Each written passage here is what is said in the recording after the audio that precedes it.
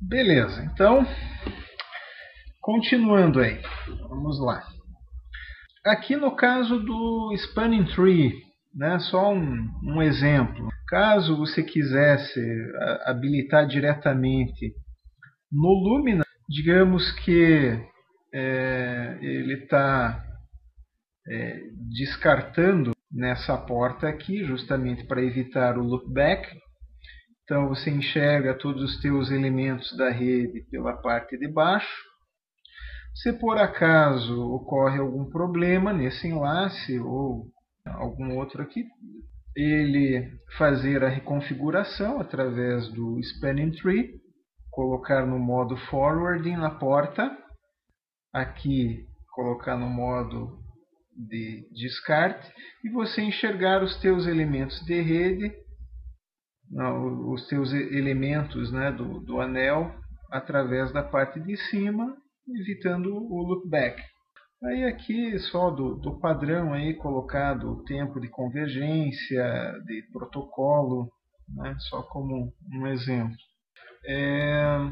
A parte de Spanning Tree, na configuração lá do 2+0, né, é importante também. Digamos que você queira fazer o 2+0 através do teu switch externo. Imagina que você está baixando os dois cabos, o óptico e o elétrico, e vai fazer a parte de gerência através do elétrico. Obviamente que você acaba colocando em loopback a parte da gerência. Então você tem que habilitar o Spanning Tree no teu switch externo para que isso não ocorra. Então são coisas importantes aí em termos de configuração. E precisando habilitar Spanning Tree no rádio, tem disponível também. Em relação à fonte de alimentação, né, só frisar novamente, faixa de operação normal do rádio de 36 volts a 57, polaridade não é obrigatória. 58 volts ou acima vai atuar a proteção de sobretensão daquele protetor de surto interno. Se isso acontecer, configura-se reparo fora de garantia, tem que devolver aqui para a fábrica para ser reparado, polaridade não obrigatória. Gerenciamento através web HTTP, qualquer web browser de mercado. Tem gerência via SNMP, V1, V2C. Telnet. Atualização de firmware. Aqui um ponto importante e crucial aí também. Ao longo do tempo, a gente observa o que os diversos clientes, né, nossos clientes que têm comprado Lumina, acaba acontecendo. Então a gente sempre acaba frisando nos pontos principais. Firmwares sempre vão ter atualizações. A SAF, que é a desenvolvedora do rádio, sempre está desenvolvendo e atualizando os firmwares. Às vezes tem alguma consideração, algum bugzinho que o pessoal observou, ou às vezes eles querem fazer uma nova característica, incorporar uma nova característica, uma nova página no web browser. Qualquer mudança é um novo firmware que eles liberam. O último firmware disponível está lá no site da Y2B, é a versão 1.63.26. A atualização de firmware não é uma coisa complicada, é simples, mas você tem que tomar certos cuidados. Falando aqui em relação a E2 Prom, tem um tamanho fixo. O firmware atual ele já está acima de 1 MB, então já vai caber dentro dessa E2 Prom no máximo 7 versões de firmware diferentes. Se por acaso não tiver mais espaço, você vai precisar habilitar o FTP, por exemplo, serviço FTP do rádio. Através de um cliente FTP, você vai visualizar essa parte visível da I2Pro, onde ele armazena os firmwares, vai lá e deleta os firmwares antigos, abrindo espaço para você colocar novos. Questão de atualização. Sempre que você tem um enlace específico, dentro de um enlace específico, os dois terminais têm que ter exatamente a mesma versão de firmware. Jamais estar utilizando versões diferentes nestes terminais em cada ponta do enlace. E isso é um erro que às vezes o pessoal acaba cometendo. Não observando as versões de firmware de cada terminal. Isso é importante, pessoal. Sempre mantenha a mesma versão de firmware dentro do enlace, nos dois terminais. A atualização sempre deve ser feita primeiro no remoto, ou seja, o remoto para mim é aquele que eu vou alcançá-lo através do próprio radioenlace. Esse vai ser o terminal remoto. Se eu quebrar o enlace e eu não conseguir alcançar o meu terminal remoto, ou se eu não conseguir alcançar nenhum dos terminais desse enlace, aí o negócio é complicado. Por quê? Uma vez que eu coloque uma versão de firmware, eventualmente não existe compatibilidade entre as duas versões de firmware de cada ponta e o enlace é quebrado. Se isso acontecer, obviamente que se eu tiver acesso ao terminal local, uma vez que eu coloque nele a mesma versão de firmware que eu já coloquei no terminal mais distante, no remoto, e subir essa versão de firmware, o enlace naturalmente vai voltar ao normal. Os dois terminais vão se sincronizar com a mesma versão de firmware. Então aí também é um cuidado essencial.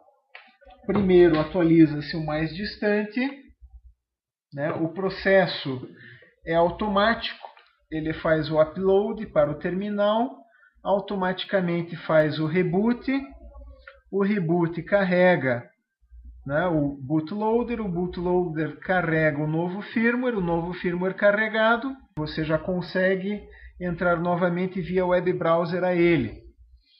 Faz o mesmo processo no terminal mais próximo, vamos chamar assim de terminal local. Uma vez que suba, digamos que não exista compatibilidade entre os firmwares desses terminais. O enlace quebrou.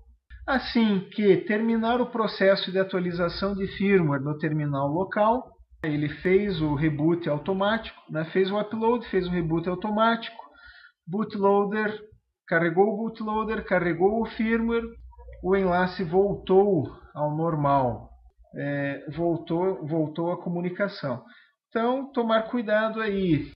Sempre, né, abrir uma janela de manutenção, se já é um enlace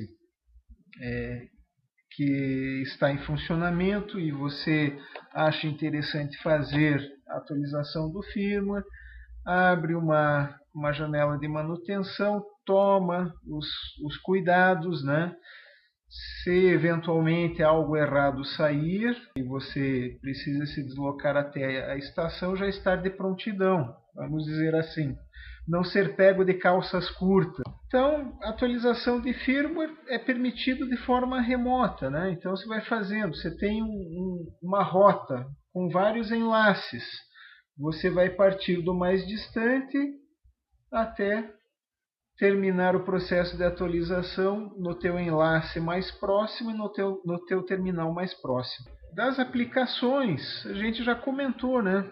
1+0, 2+0, 1+1 hot standby, sempre enlaces ponto a ponto. Então aqui um exemplo, um entroncamento. Nesse entroncamento, digamos aqui, você tem 3 enlaces. Então aqui eu já vou utilizar como exemplo uma outra coisa importante. Se preocupar com o planejamento de frequência dentro da tua rota de rádio. né? Planejamento de frequência, planejamento dos canais, planejamento de polarização. Por quê? Imagine o seguinte. Aqui eu tenho um ângulo aberto entre essas antenas, mas aqui eu tenho um ângulo fechado entre elas.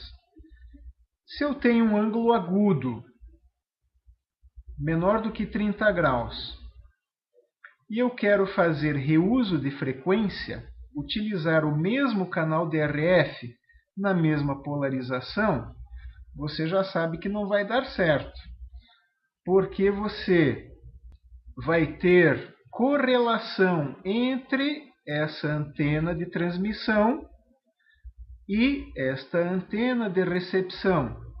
Da mesma forma, você vai ter correlação entre esta antena de transmissão e esta antena de recepção.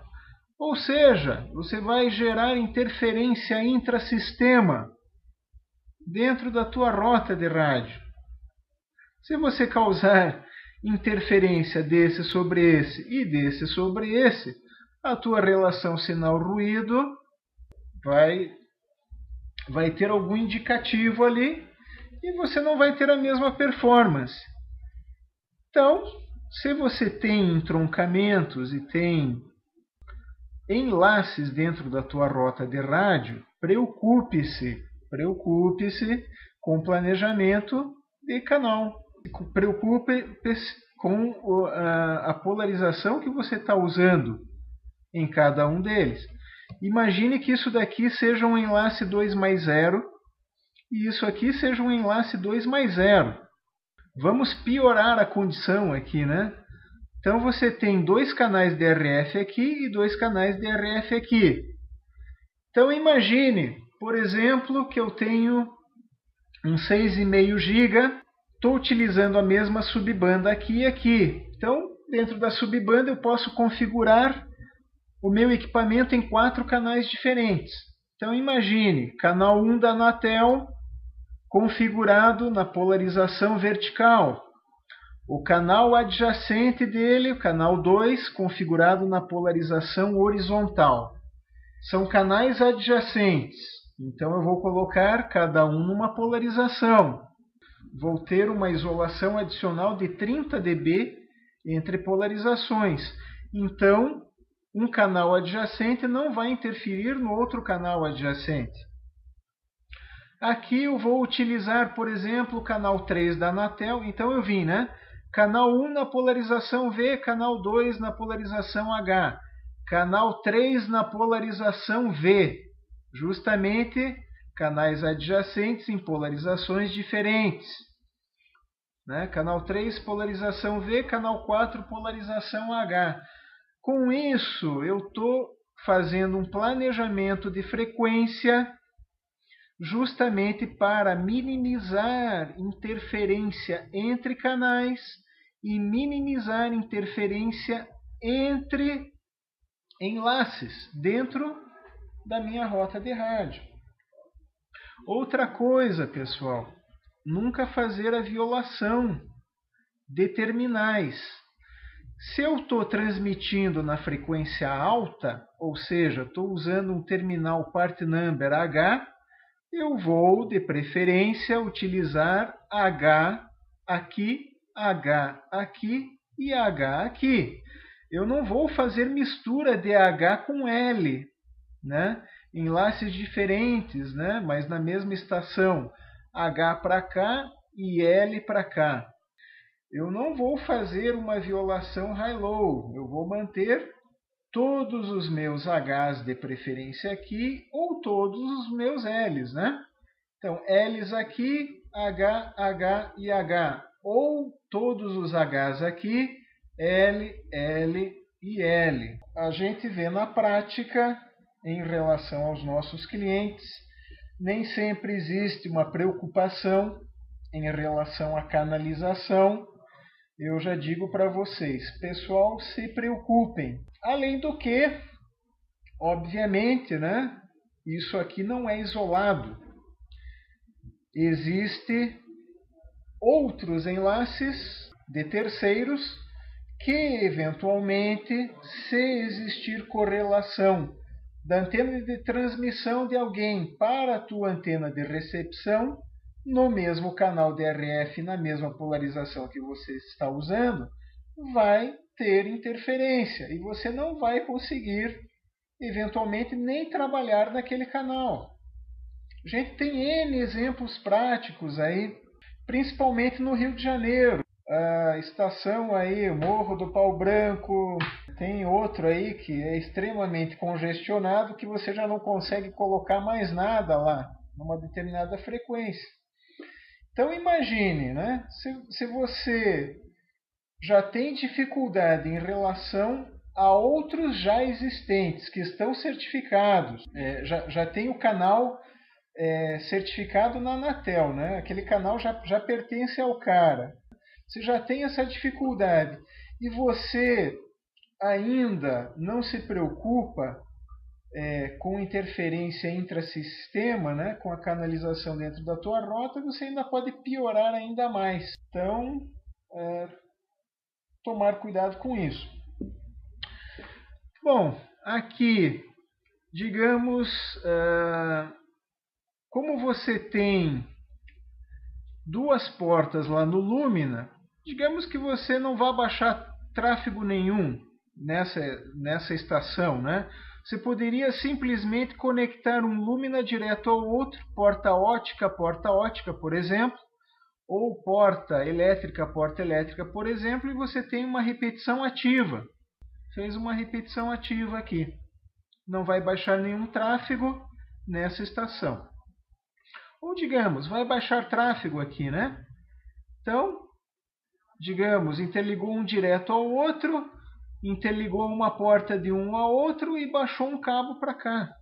Tá baixando o tráfego aqui na tua estação. Uma outra coisa, aqui tá bem o exemplo do repetidor, né? Se você não quiser baixar tráfego, não baixa cabo nenhum. Se você quiser baixar tráfego, baixa um cabo de um deles, ou desse, né? E interliga um ao outro direto. Se você quiser separar na porta externa o tráfego de dados da gerência do rádio, você vai ter que fazer isso através de configuração de VLAN, né? É possível ser feito. Então está aqui, ó, gerência do rádio vindo, por exemplo, pela porta 2, que é ótica, e o tráfego de usuário pela porta 1 elétrica, ou vice-versa. Parte de acessórios. O que vai acompanhar o Lumina dentro da caixa? Obviamente, vai um conector de alimentação, para você fazer o teu cabo de alimentação do terminal, e vai um conector STP, para você produzir um cabo gigabit elétrico, para ter acesso ao Lumina. Então isso aqui acompanha, vai esse kitzinho, conector, aqui ele está montado, aqui as peças em separado. Ele tem um sisteminha justamente com borrachinha e tudo, né? Que ele se fecha para não entrar água. E aqui também, né? Um conector STP, Shielded Twisted Pair. Tem aqui a parte da blindagem. E vai ter o kitzinho repelente de água também, né? Justamente ele se fecha ali no cabo para não entrar água, né? Vai ficar rosqueado lá, não vai entrar água. Isso acompanha o rádio. E só, é só isso que acompanha o rádio. Se você precisar de outra coisa, você vai ter que adquirir em separado. Então, quando você fizer a tua cotação para o teu radioenlace, né, você já pode fazer essa cotação. Cabos óticos, tamanhos aí variados. 50 metros, tamanhos padrão. 100 metros, 150 metros, 200 metros. Pode ser encomendado, já ser adquirido direto. Cabo ADC para conector LC, que é o normal, né, para um módulo SFP. Ou se for para um conversor de mídia, que seja o conector SC. Se for um cabo para fazer uma repetição ativa. ODC, ODC, fazendo o cruzamento da fibra, né? Então você tem TX de um lado indo para o RX do outro, um cabo cruzado. TX desse lado indo para o RX desse. Um cabo específico aí, por exemplo, 3 metros de comprimento, ODC para ODC. É um acessório. A antena já é um acessório, né, que você precisa adquirir em separado.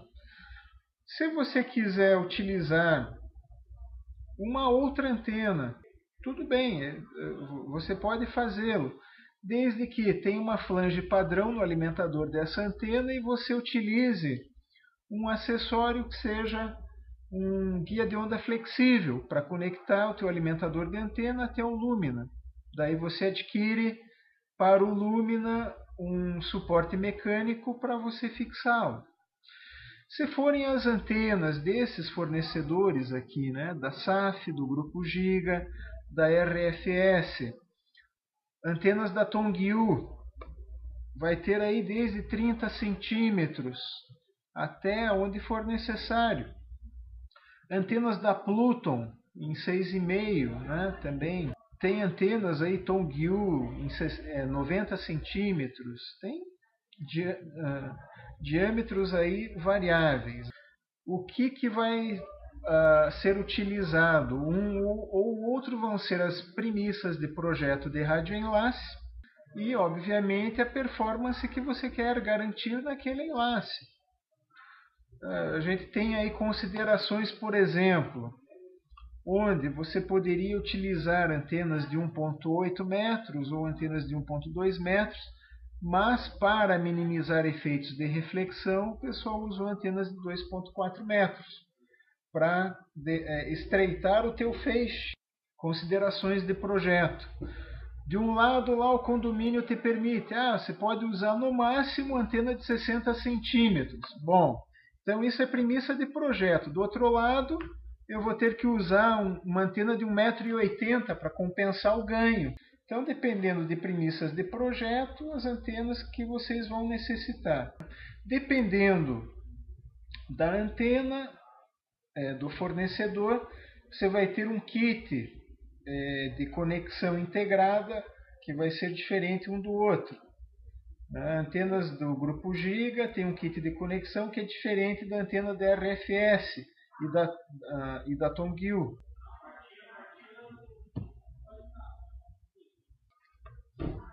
Quando você receber o equipamento, uma coisa que você precisa saber, o equipamento ele vem num padrão conhecido de fábrica, configurado num padrão conhecido de fábrica. E com a potência de transmissão desabilitada, em off. Tá? Então, primeiro ponto, o equipamento não sai configurado de fábrica para nenhum canal específico da Anatel. A configuração você deve realizar. Né? Então, eu vou mostrar mais adiante a forma mais simples de você fazê-lo. Uma vez recebido o equipamento, você pode alimentá-lo em bancada, sem problema nenhum. Ele sai com a potência de transmissão desligada. Então, mesmo que você esteja olhando direto, né, para dentro da flange de RF dele, você já sabe que o equipamento está com a potência de transmissão desligada, padrão de fábrica. O que é esse padrão de fábrica? O que é conhecido? Ele vai vir com a frequência de canal configurado no meio da subbanda, na modulação mais robusta, no menor BW, a potência de transmissão desligada, vai vir com o endereço IP padrão conhecido, com senha padrão conhecido. Então, você pode ligar aí em bancada sem problema. Uma coisa que eu queria comentar é o seguinte: aqui nós temos um kit de interligação. Quando você recebe o equipamento, você não vai ter esse kit de interligação aqui para ter uma referência. Então, por exemplo, o meu enlace aqui, eu estou utilizando 2 atenuadores de 30 dB, transição de flange, né, para conector SMA, e um cabo de RF. Então eu estou simulando uma atenuação de espaço livre e interligando um terminal a outro. Então, por exemplo, se eu colocar uma potência de transmissão de 20 mais 20 dBm, atenua 60, eu sei que na minha recepção eu vou ter menos 40 dBm, eu tenho uma referência. Se eu tenho uma referência, eu posso verificar se tudo está coerente. Então, aqui no enlace de treinamento, vocês vão ver essa coerência. Quando você recebe o equipamento em campo, você não tem esse apetrecho. Aí eu falo o seguinte, olha, você quer configurar o rádio? Liga ele em bancada, configura, deixa a potência de transmissão desabilitada. Quando você for fazer o alinhamento em campo, você coloca ele em campo e habilita a potência de transmissão. Não há necessidade de você querer fazer um enlace com a flange em aberto. Primeiro, que você não tem uma referência. Segundo, que se você fizer as coisas erradas, você pode danificar o terminal, danificar a recepção. Se chegar a um nível elevado, se chegar a um nível acima de menos 20 dBm na recepção, você vai danificar o equipamento. Se vai danificar o equipamento, vai ser reparo fora de garantia. Então, não há necessidade de querer fazer isso sem ter uma referência. Então, tomar cuidado. Você tem um 6,5 GB, que a saída dele é em conector N.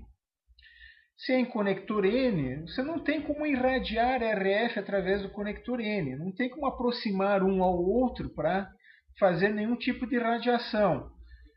Você não pode conectar um cabo diretamente ao outro, senão você vai queimar. Você está colocando uma potência que seja de 8 dBm, vai chegar a 8 dBm no terminal remoto, na recepção, vai queimar o rádio. Não vai interligar isso direto nas antenas ou interligar no alimentador da antena e apontar um contra o outro também. Então, configura e deixa para fazer isso em campo. Tá? Padrão. Existem 2 part numbers dentro de um enlace, o part number H e o part number L, 2 terminais. O L se refere à transmissão mais baixa que a recepção e o H se refere à frequência de transmissão mais alta que a recepção. Se for o terminal L, o terminal low, você acessa ele com o endereço 205.10. Se for o terminal high, o terminal alto, você acessa ele com o endereço conhecido 205.11. O usuário administrativo sempre será o admin e a senha padrão change.me. Uma vez que você acesse o rádio, o conselho que se dá junto com o rádio veio uma folhinha com a licença permanente. Aqui um outro detalhe, a Siemens produz o rádio, esse rádio é colocado uma licença temporária de 30 dias de sysuptime, onde é liberado tudo no rádio, mas por tempo temporário, né? 30 dias de sysuptime. Você recebe uma licença, uma chave de licença permanente para você adicionar. Então, você vem aqui na árvore de menus, né?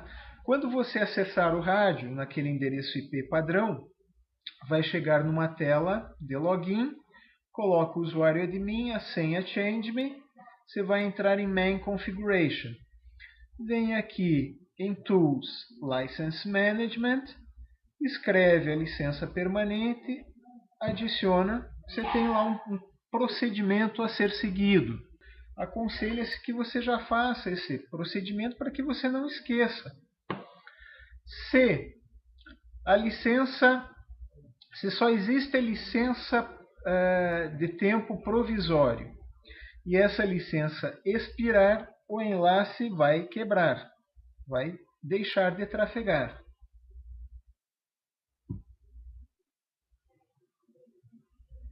Tá? Como configurar o rádio da forma mais simples possível? Então, através do assistente de configuração, Configuration Wizard. Em poucos passos você configura o rádio. Você vem aqui em Configuration Wizard, no passo 1. Você tem 2 usuários disponíveis no rádio. Esses usuários são fixos, você não tem como alterá-los para outro nome. Um é o usuário administrativo e o outro é um usuário convidado. O usuário convidado, por padrão, ele vem desabilitado. Se você quiser habilitá-lo, simplesmente escrever aqui a nova senha. Aqui você tem uma seleção para esconder a senha que você está escrevendo, né? Deixa ele desclicado para que você veja o que você está escrevendo. Por que isso, né? Porque se você escrever uma senha errada e depois não conseguir mais entrar no rádio, você só vai ter acesso a ele através da serial. Então evita-se problemas aí. Se quiser alterar a senha do admin, o padrão vem como change.me. Se quiser alterar, escreve aqui a senha, a nova senha. Se não, deixa o campo vazio, né? Ele não vai alterar. Colocar nome de estação. Vem para o próximo passo. No passo 2, você poderia alterar o endereço IP. Lembre que se você alterar o endereço IP, assim que ele altere o endereço IP, você vai perder acesso ao rádio. Então você, no web browser, tem que colocar o novo endereço IP e recuperar o acesso a ele. Tá? Então lá no último processo, se você escolher para que ele já grave as configurações na flash, mas se você está alterando o endereço IP, ele não vai conseguir gravar as configurações na flash. Né? Você tem que entrar novamente no novo endereço IP e daí fazer a gravação na flash. Quer alterar, altera aqui, né? Máscara Default Gateway. Próximo passo, passo 3. Seria a configuração do modulador e a configuração do rádio. Nesse exemplo aqui era um 11 GB, eu estava colocando ele já em operação. Então eu ia utilizar a canalização da Anatel, 40 MB, permitido, e colocando ele em operação, 256 QAM WIC-FEC com o ACM habilitado. Uma vez que você seleciona aqui, os limites, já que é o 256 QAM que eu selecionei, ele me permite aqui configurar até 18 dBm. Como eu configurei com 40 MB/DBW, ele já me informa qual é o mínimo e o máximo que eu posso entrar com a frequência do canal. Aqui eu escolhi um canal válido da Anatel. Todas as resoluções da Anatel eu deixei disponível também para download aí, para vocês saberem quais são esses canais válidos da Anatel. Próximo passo, verificação. Faço a verificação, será realmente isso que eu quero? Aí eu tenho 3 seleções. Se os comandos que já estão previamente armazenados na minha E2Prom, eu quero limpá-los, eu venho aqui e seleciono. Se eu quiser configurar data e horário conforme o notebook que eu estou me conectado ao Lumina, eu venho aqui e seleciono. Se eu quiser, ao final do processo, que ele já faça isso automático, execute essas configurações aqui que eu escolhi e faça a gravação na E2Prom, eu venho aqui e seleciono e executo. Esse rollback on aqui eu vou explicar mais tarde. Se você perder a conexão via web browser, em 3 minutos ele retorna a configuração original, né, antes daquelas que você havia executado. Mas eu explico num exemplo mais para frente. Executou, né, e está configurado. Aquele terminal está configurado. Se você está configurando em bancada, ao invés de você colocar um valor aqui, mantenha a palavra OFF. Você vai manter a potência de transmissão desabilitada. Tá? Escolha de polarização. Bom, pessoal, aqui queria fazer um comentário em relação aos projetos de radioenlace que o pessoal faz em Campinas. Esses projetos de radioenlace em Campinas, eles são básicos, tá? Eles não levam em consideração aquela questão, por exemplo, que eu estava dizendo para vocês. Você tem uma rota de 3 enlaces, um entroncamento no meio. Foi aquele exemplo que eu dei. O pessoal não costuma fazer cálculo de interferência intrasistema. Tá? O projeto de radioenlace que o pessoal faz é uma consideração básica. Vocês passam para eles quais são as premissas. Altura mínima. Né? Se não souber a altura que vai ficar a antena, o pessoal vai te retornar a altura mínima necessária para a antena vai ser tal. Então você vai passar coordenadas das estações, eventuais alturas das antenas.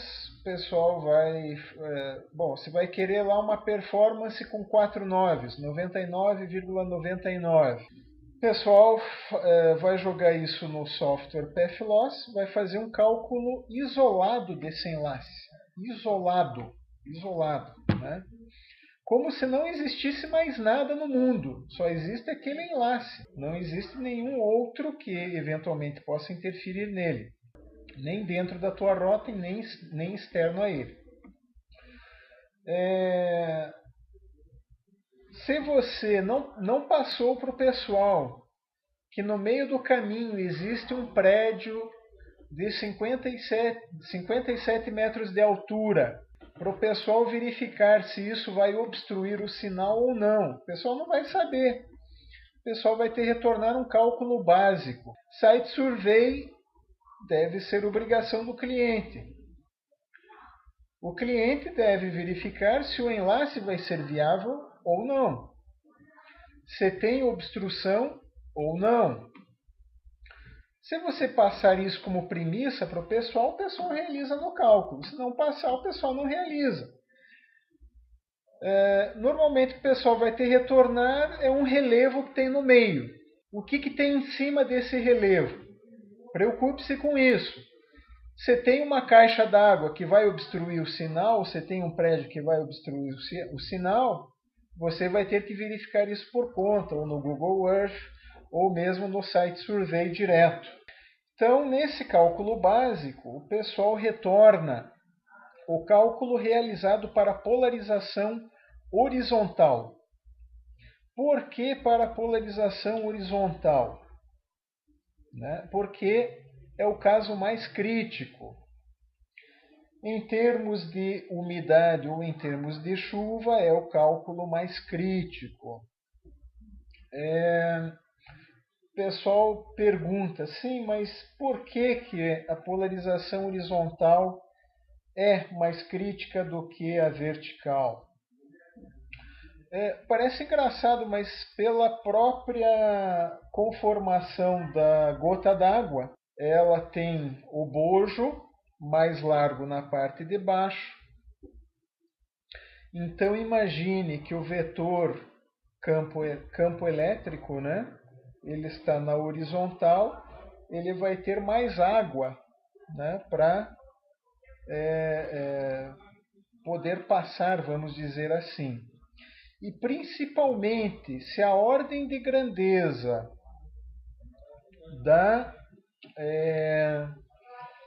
do teu comprimento de onda for da ordem de grandeza da gota d'água, o teu sinal vai sofrer atenuação devido à chuva.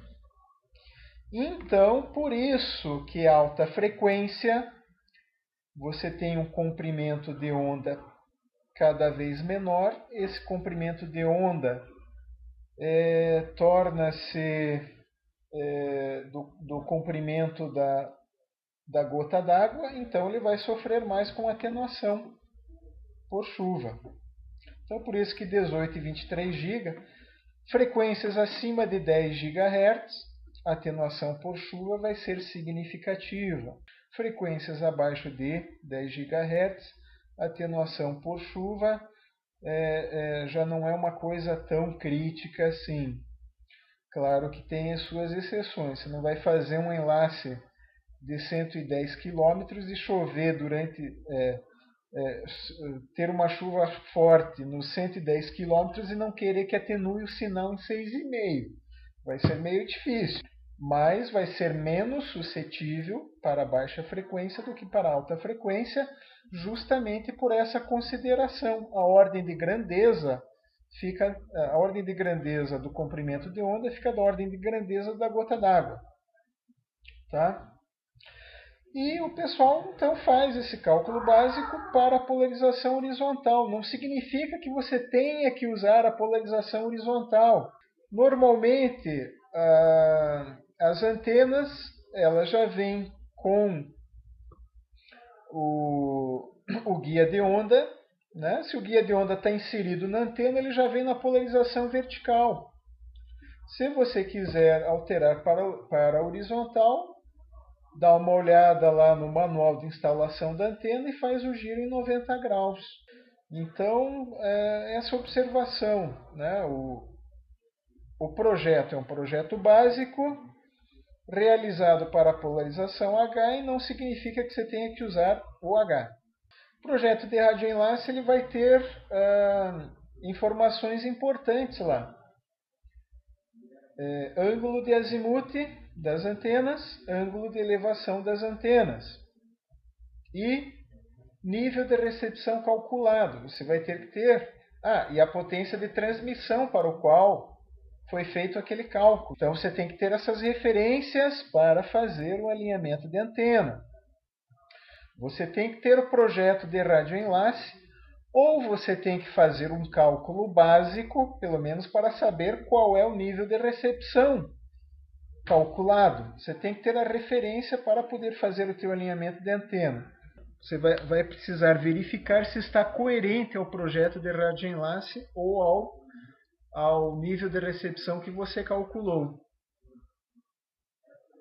Se não estiver coerente, esteja certo que algo de errado tem. E esse algo de errado pode ser N coisas. O próprio alinhamento de antena não realizado. Pode ser eventualmente alguma inversão na instalação. A pessoa acabou passando despercebido e acabou cruzando a flange do alimentador em relação à flange do adaptador. Ou o adaptador o cara montou cruzado, então cruzou a flange do adaptador em relação ao duplexador. E assim vai. Tem que tomar cuidado. Pequenos detalhes, grandes problemas. Cuidar para a questão de encaixes. Se a tua flange, né, sempre vai ter um O-ring, um anel de borracha. Esse anel de borracha tem uma função específica, que é de não entrar água dentro da flange. É importante jamais deixar nada em aberto, pessoal. Já vi acontecer cliente de esquecer de colocar a flange, parafusar a flange no Lumina e colocar lá em aberto. Bom, mas espera lá. Você está mexendo com RF. RF você tem que ter todas as conexões, tudo certinho, não pode ter nada em aberto. Se entrar água, um abraço, né? Entrou água dentro da flange, atenuou o sinal, acabou com o teu radioenlace. Então, tomar cuidado com coisas simples, né? E eventualmente passa despercebido e você tem grandes problemas. Aí você acaba achando, pô, mas o rádio está com problema. Normalmente os problemas são mais simples do que você imagina. Sempre vá atrás das coisas mais simples, que normalmente são elas as causadoras.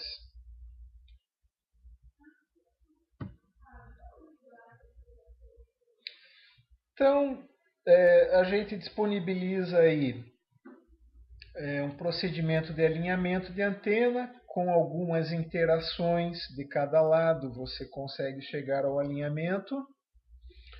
Isso é importante para a performance do radioenlace. Se preocupar com essas questões de obstáculos, etc., né, se está tudo certo. Compre um. Se você não tem, compre um multímetro Xing Ling. Produza um cabo BNC comum para pino-banana para se utilizar do conector RSSI que você tem disponível no Lumina para te auxiliar no alinhamento de antena. Se você enxerga o outro lado do enlace, é mais simples, né? Você já sabe que não tem obstrução. Então, perfeito. Utilize o multímetro que vai te facilitar no processo de alinhamento do rádio.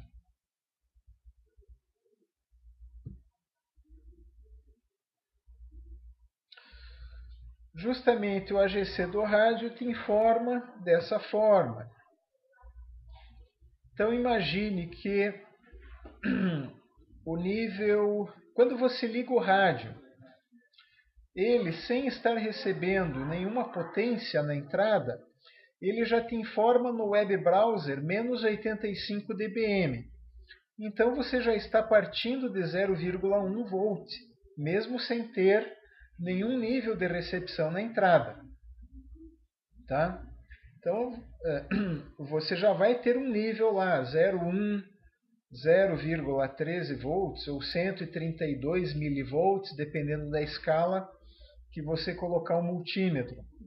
Aí você sabe, bom, a cada 5 dB eu vou ter 0,1 volt a mais. Então, se o teu nível calculado foi para menos 40 nesse enlace, se você vai ter coerência durante o alinhamento da antena, é de se esperar algo em torno de 1 volt, fazendo o alinhamento certinho das antenas.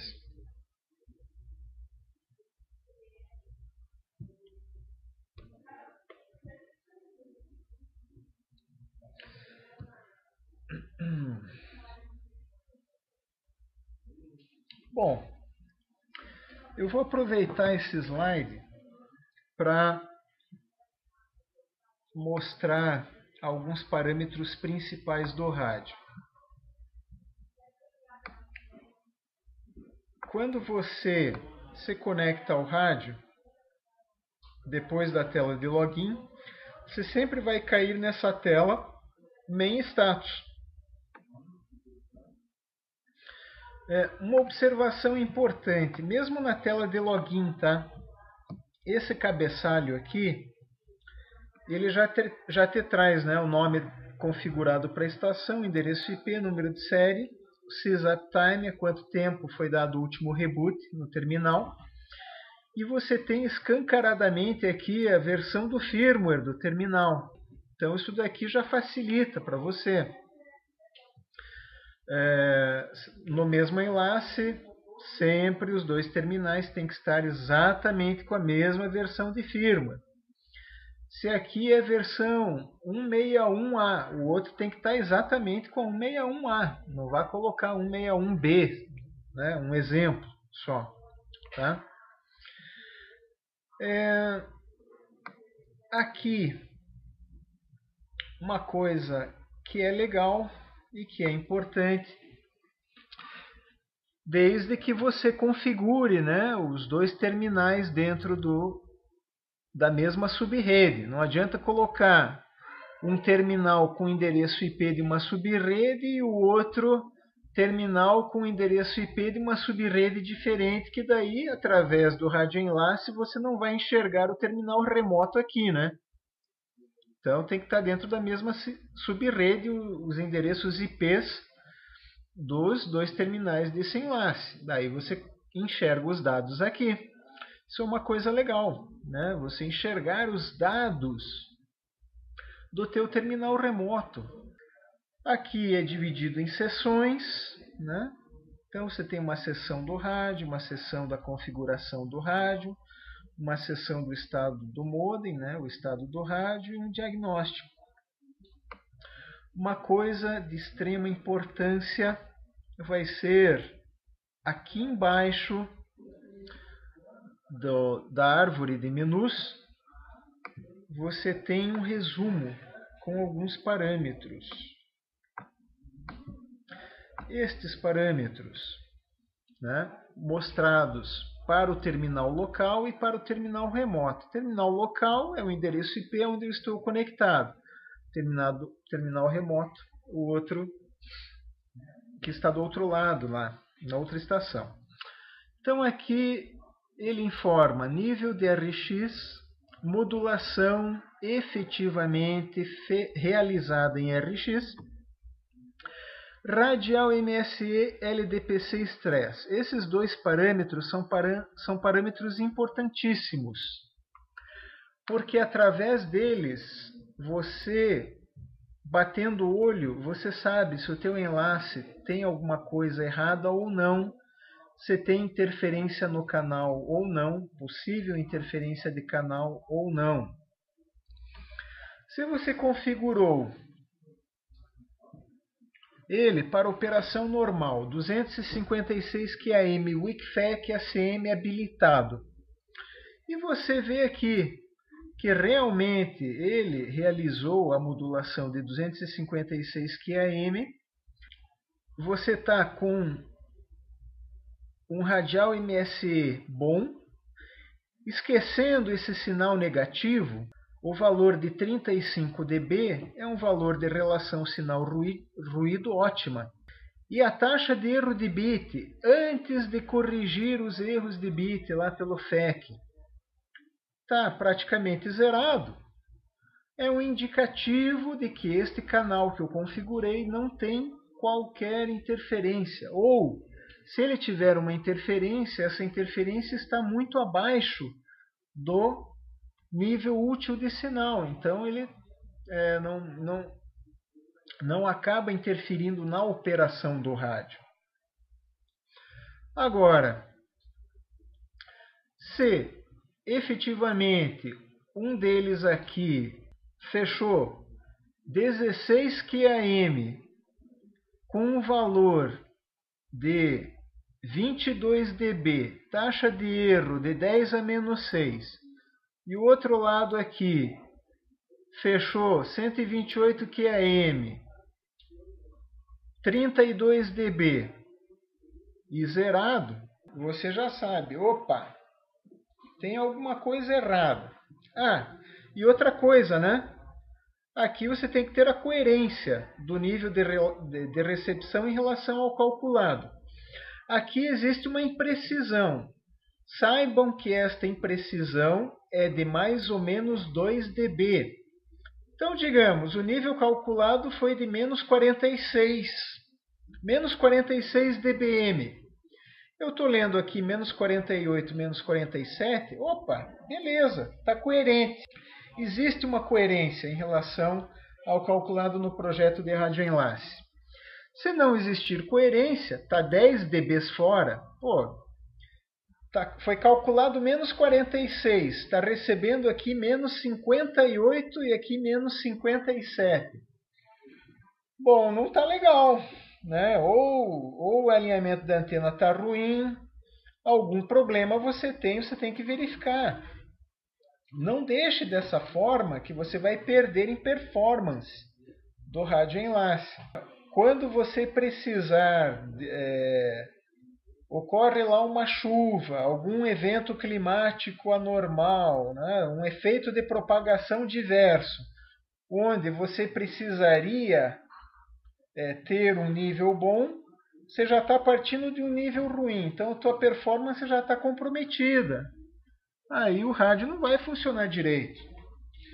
Então o processo de comissionamento, processo de instalação é muito importante. É muito importante. Isso para qualquer rádio digital, independente de que fabricante seja. Se você fizer o trabalho meia boca, você sabe que a performance vai ser meia boca. Aí o risco é teu. Aí às vezes o pessoal chega e fala, puxa vida, né? Eu estou tendo um comportamento assim, chega de madrugada, acontece um efeito de propagação, o rádio cai, né? Ou o rádio vai para um nível de recepção ruim. Bom, você melhor do que ninguém vai ter que correr atrás e analisar isso daí para saber a causa. Né? É um efeito de propagação, é uma obstrução que tem o enlace e que o comportamento é diferente. Em se tratando de radiopropagação, as coisas não são tão simples assim. Né? Isso para qualquer radioenlace. Então tá, aqui você tem as indicações. Então isso daqui é importante, né? É importante. Isso daqui, em conjunto com uma outra medida que a gente vai fazer, que é o espectro DRF, você vai ter uma noção se você eventualmente pode ter interferência de sistemas externos na prática ou não. Voltando aqui para o principal. Então, uma coisa que eu falei, um terminal é o L, o outro terminal é o H. Aqui, ó, um terminal é o low, o outro terminal é o high. Por que esse terminal é o low? Porque ele está transmitindo na frequência mais baixa do que recebendo. A diferença entre a frequência de TX e RX é o shifter da canalização. Aqui o exemplo é um 11 GB, essa diferença é 530 MHz. O outro lado é o terminal H. Então, ele vai transmitir na frequência mais alta do que recebe. Então, esse sentido de comunicação transmite na frequência baixa, recebe na baixa. O outro sentido de comunicação transmite na alta, aqui recebe na alta. O canal é um par de frequências, um de ida, um de volta, separados pelo shifter. Por isso é full duplex e os dois são independentes. Por isso, eventualmente na polarização que você escolheu, dependendo da tua localidade, você tem interferência aqui, né? Você está recebendo na frequência alta. Eventualmente, você mudando de lado, você foge da interferência. Ao invés de receber aqui na estação A na frequência alta, você muda de lado os terminais, vai receber na frequência baixa. De repente, na frequência baixa, você não vai ter interferência na prática. É uma possibilidade. Outra possibilidade, mudar de polarização e assim por diante. Mas aí você vai analisar a subbanda inteira. Como vai estar essa subbanda inteira através do espectro DRF que a gente vai realizar no próprio Lumen. Então aqui você tem os parâmetros, qual a potência efetiva, se está habilitado a TPC ou não, qual o nível de recepção, esse nível ia lá para o resumo. Configuração do modem. Aqui é como eu configurei o modem. Se eu configurei com o ACM habilitado, pode ser que ele não esteja funcionando em 256 WCAG. Aí eu vou no modem status e vou verificar. Lembre que você tem dois sentidos de comunicação independentes, então eles podem funcionar também em modulações independentes. Pode ser que um esteja em 256 WCAG e eventualmente o outro esteja em 128 km FAC. Vai depender das condições e dos valores daquele radial MSE que ele está monitorando em cada ponta. Aqui é um exemplo normal. De um lado eu estou com 35 dB de relação sinal-ruído e outro em torno de 34 dB. Perfeitamente normal. Aqui, Acquire Locked significa que eu tenho sincronismo de modem. Se eu não tiver com essa palavra Acquire Locked escrita aqui, significa que eu não tenho, está com falta de sincronismo. Qualquer valor que eu esteja lendo aqui não me interessa, não é válido. Vai estar sinalizado em vermelho. Se o ACM, o Adaptive Coding Modulation, estiver habilitado, aqui vai aparecer a palavra ACM e aqui vai aparecer ON. E aqui eu tenho só o indicativo. Isso aqui não é uma medição, isso aqui é um indicativo. Né? Eu sei que com esse esquema de modulação pode passar até 245.1 dentro do quadro, dentro do payload do quadro Ethernet. É só um indicativo. Então eu bato o olho aqui e vejo se realmente eu configurei 256 km WCAG ACM. Venho aqui e verifico. Os dois lados, os dois sentidos de comunicação fecharam em 256 km WCAG. Ótimo. Aí eu vou analisar os parâmetros. Nível de recepção coerente com o calculado. Radial MSE ótimo. E taxa de erro de bit antes do FEC, perfeito. Sinalizou, canal sem interferência. Aí você tem aqui uma parte de diagnóstico. Diferença de temperatura aqui entre temperatura do sistema e da placa modem. Não pode ser maior do que 15 graus Celsius essa diferença, senão também aqui vai alarmar. Já te informa a tensão de entrada, consumo de corrente, já calcula aqui, né, multiplicando um pelo outro, já tem o consumo de energia. Dependendo da maneira como você montou ele vai te informar se ele está na polarização horizontal ou vertical ou not available, já que aqui ele está na posição deitada. E aqui, nome da estação, número de série e versão de firmware. Então, uma outra coisa, se o enlace remoto estivesse aqui com a versão 161B, né? E essa diferença de versão, mesmo sendo mínima, né? Eu não tenho quebra do radioenlace, mas ela é diferente, eu consigo observar aqui, né? Bato o olho aqui e vejo, opa, está diferente, então tenho que ir lá atualizar. Atualizo os dois terminais para trabalhar com a mesma versão de firmware. A versão de firmware está sempre disponibilizada, a mais recente, no site da Y2B, na parte de suportes em download. No pacote do firmware você tem as tabelas MIBs junto, né, para você compilá-las no teu software de gerência.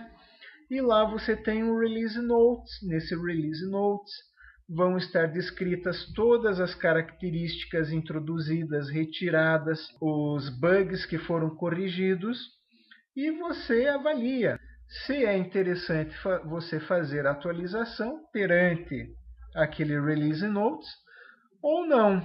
Se você está com um firmware, né, dentro de um enlace, está funcionando bem para ti, não há necessidade de atualização. Mas se você quiser corrigir os bugs que foram né, os bugs que eram conhecidos e tal. Daí você avalia. Se achar interessante, coloca para a última versão.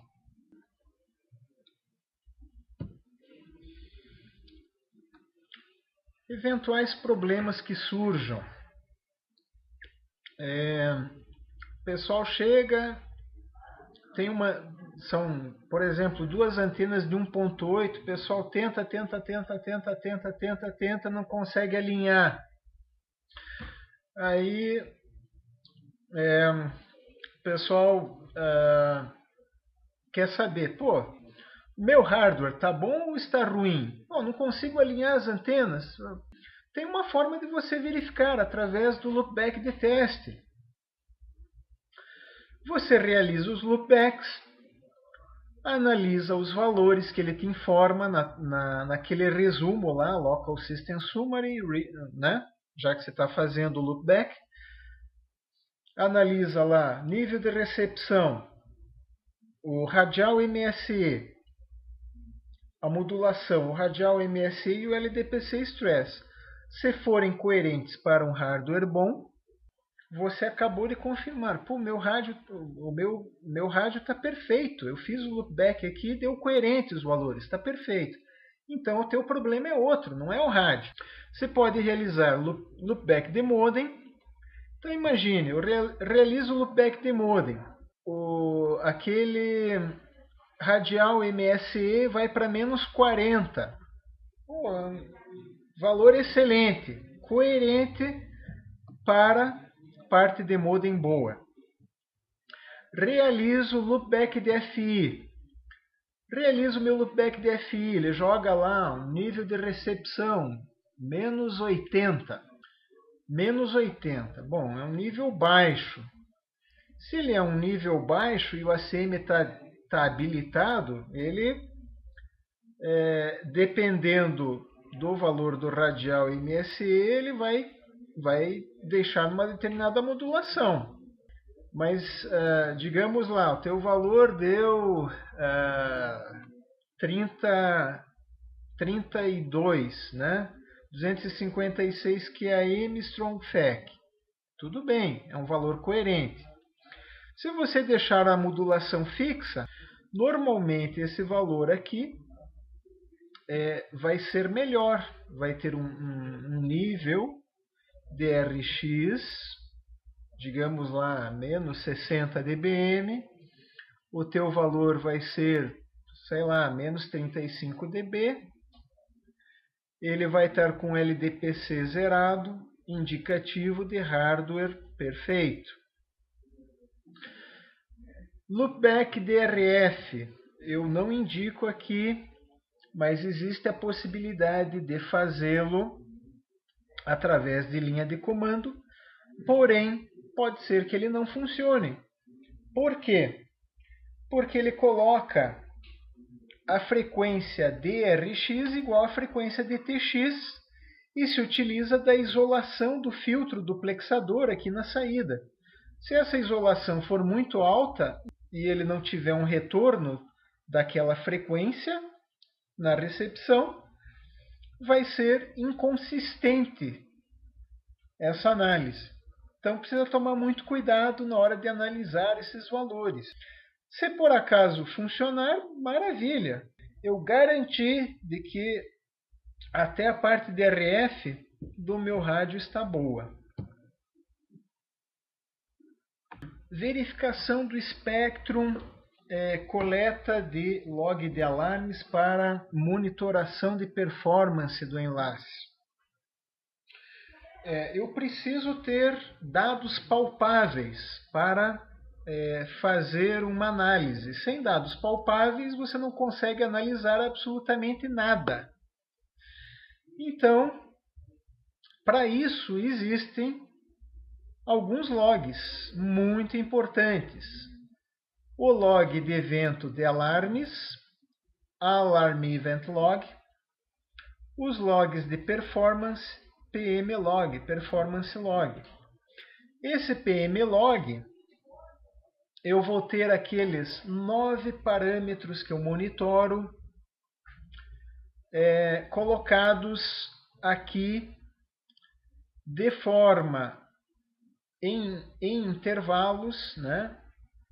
Dentro desses intervalos ele vai me informar nível mínimo e nível máximo que o parâmetro teve dentro desse intervalo.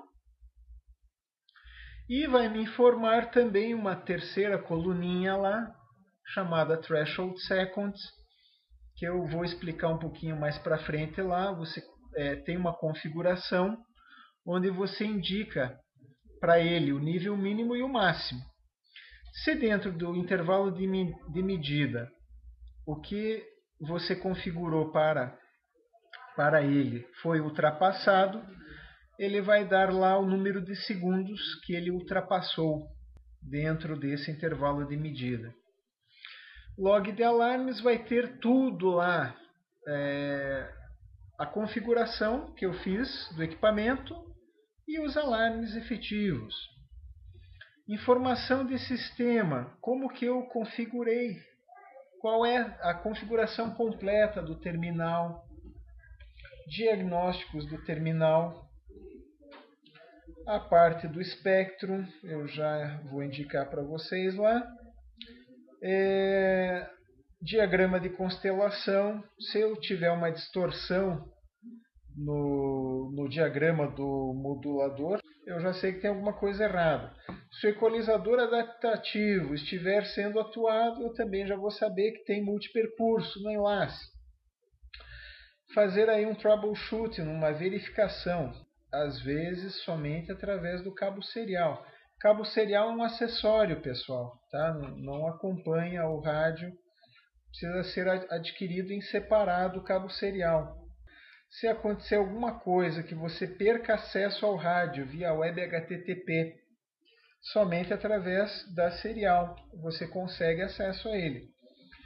Se você está lá em cima da torre, você só vai conseguir fazer isso tendo cabo serial. Senão, você vai ter que retirar o terminal de lá e tentar improvisar alguma coisa embaixo, no laboratório. Fazer uma improvisação, o que não é muito legal. Mas, numa hora de desespero, improvisa-se. Parte do Spectrum. Quando a gente entra naquela tela main status, ele me informa lá, quando eu não tenho nada sendo transmitido no meu terminal remoto, qual é o menor nível de recepção que eu consigo medir. Ali naquele resumo Local System Summary, ele apresenta o RX Level. Se o RX Level ali for indicado com um sinal de menor, vou dar o exemplo relativo a este aqui, menos 88. Lá foi informado RX Level menor do que menos 88 dBm. Eu sei que menos 88 dBm é o menor nível possível que o Lumina consegue apresentar para mim no web browser. Se a minha interferência estivesse em menos 90, né, eu não vou conseguir enxergá-la. Ela está lá, está presente, mas eu não estou enxergando. Agora, se ela estiver acima de menos 88, ela vai ser plotada aqui nesse gráfico. Então, aqui eu tenho a subbanda inteira, a menor frequência de recepção que eu posso configurar e a maior que eu posso configurar. Com esse terminal, por exemplo, subbanda A. Aqui é onde está configurado o canal.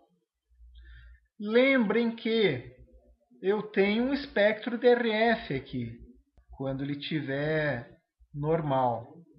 Esse espectro DRF, uma parte dele vai cair aqui para fora, onde eu também não estou enxergando. Então lembrem o seguinte, eu configurei num canal da ponta. Se eventualmente tiver alguma interferência caindo em metade da banda, eu não estou enxergando. Se ele efetivamente existir, eu vou conseguir verificar isso através daquele parâmetro radial MSI e LDPC Stress. Por lá eu vou ver que tem alguma coisa errada. Por aqui eu não enxergaria. A mesma coisa aqui. Se eu tiver um nível interferente em menos 90, eu não estou enxergando. Mas se esse nível de menos 90 for significativo para dar interferência na recepção, observando o parâmetro radial MSI e o LDPC Stress, eu vou conseguir observar.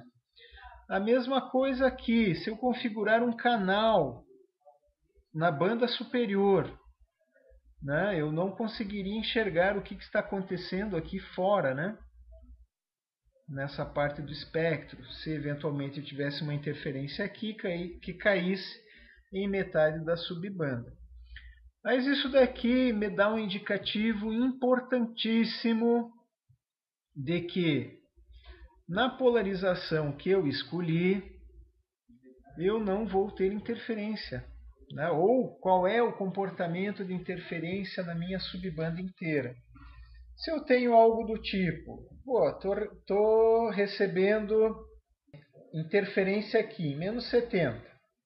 Ela cai e vem aqui para menos 88. Puxa, eu já sei o seguinte, eu não vou configurar um canal na subbanda, na parte baixa da subbanda, porque eu tenho interferência em cima. Eu vou configurar um canal na parte superior, porque aqui não apareceu nada. Eu já tenho um indicativo de onde eu devo configurar o canal. Isso daqui é importante no comissionamento, quando eu for colocar em operação o enlace. Fazer essa verificação, olhar nos parâmetros radial MSE e LDPC Stress. E se o rádio tem garantia de 3 anos, durante esses 3 anos, se acontecer alguma coisa que esteja coberto na garantia, você preenche o RMA lá no portal do cliente, no próprio site da Y2B, encaminha este equipamento para nós e nós encaminhamos ele para reparo. Né? Reparo dentro de garantia, ou se for alguma consideração, veio pela alimentação um surto, por causa da queda de um raio na estação, queimou o rádio, manda para reparo, é verificado que o reparo é fora de garantia, você vai receber um e-mail dizendo, olha, reparo fora de garantia vai ser tal valor, correspondente a 20% do valor do terminal. Então, parte de RMA você pode realizar através do site para fazer o processo de envio.